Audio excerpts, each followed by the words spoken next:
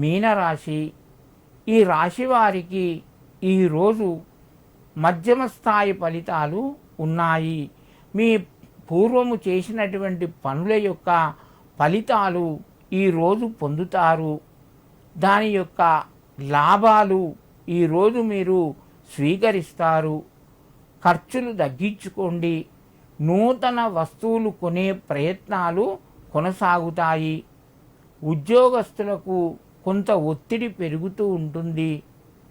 నిరుద్యోగులకు కూడా ఈరోజు ఒత్తిడి పెరిగే అవకాశం ఉన్నది.